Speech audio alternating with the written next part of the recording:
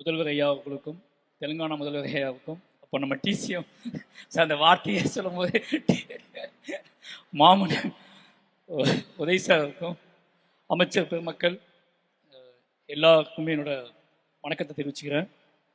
ரொம்ப என்ன சொல்கிறதுனா, கல்வியில் சிறந்த தமிழ்நாடு தலைப்புன்னு கேட்டபோதே அவ்வளோ பெருமையாக இருந்துச்சு. முக்கியமான ஒரு விஷயம் சொல்கிறது தான் நான் வந்தேன். வாழை ரிலீஸ் ஆனப்போ திடீர்னு ஒரு ஃபோன் கால் வந்துச்சு எனக்கு. சிஎம் படம் அமெரிக்காவில் பார்த்துட்ருக்காரு, உங்களுக்கு கால் பண்ணுவாருன்னு சொன்னாங்க. அப்போ எனக்கு கால் பண்ணி அதுக்காக வெயிட் பண்ணேன். ஏன்னா என்னோட எல்லா படங்களுக்குமே அவர் கால் பண்ணி பேசியிருக்காரு என்கிட்ட. வாழைக்கு நான் ஸ்பெஷலாக வெயிட் பண்ணேன். ஏன்னா அவர் தமிழ்நாட்டோட முதல்வர். வாழை மாதிரி ஒரு படத்தை பார்த்துட்டு என்ன சொல்லுவார் அப்படிங்கிறக்காக வெயிட் பண்ணேன். அதுமாதிரி கால் வந்துச்சு, அவர் பேசினார் என்கிட்ட. அன்றைக்கு அந்த படம் எடுப்பதற்கான நோக்கம் அல்லது அந்த படம் அந்த கதை நிகழ்ந்த காலகட்டத்தில் இருக்கும்போது எனக்கு ஒரு மனநிலை இருந்துச்சுல்ல, அதோட உச்சமாக அந்த சிஎம் அந்த பையன்கிட்ட, அந்த சின்ன பையன்கிட்ட சிவனஞ்சாங்கிட்ட பேசினா எப்படி இருக்கும் அந்த ஃபீல் இருந்துச்சு. அதை உணர முடிஞ்சு. ஏன்னா எனக்கு கிட்டத்தட்ட கண்ணீர் சொட்டின மாதிரி ஒரு ஃபீல் தான். ஏன்னா அதில் அந்த படத்தில் ஒரு சீன் இருக்கும்.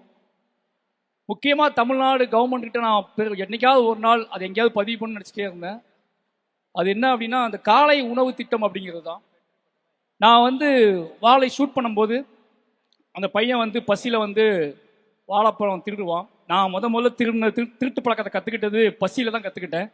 நான் திருட ஆரம்பிச்சது வாழைப்பழத்தை தான் முதல்ல திருடினேன். அது இப்போ என்னோட ஸ்கூலுக்கும் என் வீட்டுக்கும் 4 கிலோமீட்டர் இருக்கும். டெய்லி 4 கிலோமீட்டர் நடந்து போவேன், 4 கிலோமீட்டர் நடந்து வருவேன். அன்னைக்கு வீட்டில் அம்மா அப்பாக்கெல்லாம் சமைக்க அம்மா அப்பாவே இருக்க மாட்டாங்க. ஏன்னா காலையில் நான் எந்திக்கும் போதே அவன் போயிடுவோம், வேலைக்கு போயிடுவாங்க. பசியோடு தான் ஸ்கூலுக்கு போவோம், திருப்பி பசியோடு தான் வீட்டுக்கு வருவோம். இதுக்கு இடையில நாங்கள் கற்றுக்கிட்டது தான் இந்த வாழை தோட்டத்துக்குள்ளே புகுந்து இந்த வாழை மரங்களில் பழங்களை பிச்சு சாப்பிட்றது தான் எங்களோட டெய்லி உணவாகவே இருக்கும். காலையிலேயே அதான் சாப்பிடுவோம். ஈவினிங் ஸ்கூல் முடிச்சு 4 கிலோமீட்டர் நடக்கணும். அந்த 4 கிலோமீட்டர் எப்படியாவது பசங்க எல்லாரும் உள்ள வாழை தோட்டத்துக்குள்ளே புகுந்து யாருக்கு எவ்வளோ சாத்தியப்படுமோ அந்த வாழைப்பழங்களை சாப்பிடுவோம்.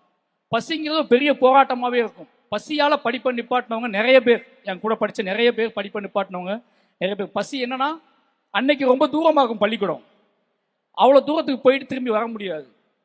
அதுக்கப்புறம் அந்த காலை உணவு திட்டம் வந்ததுக்கப்புறம் நிறைய பேர் ஃபோன் பண்ணி நிறைய அந்த செய்தி வந்த அன்னைக்கு நான் அடைந்த அளவுக்கு மகிழ்ச்சியே கிடையாது. ஏன்னா அதை நினச்சி பார்க்கும்போது அவ்வளோ இது விஷயமா இருந்துச்சு எனக்கு.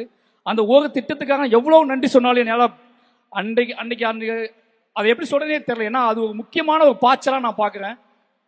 என் கூட படிப்பு தொடர முடியாமல் போன அத்தனை பேத்துக்குமே அன்றைக்கி ஒரு பெரிய அழுகையாக இருந்திருக்கும். அதுக்காக ரொம்ப நன்றி ஐயா.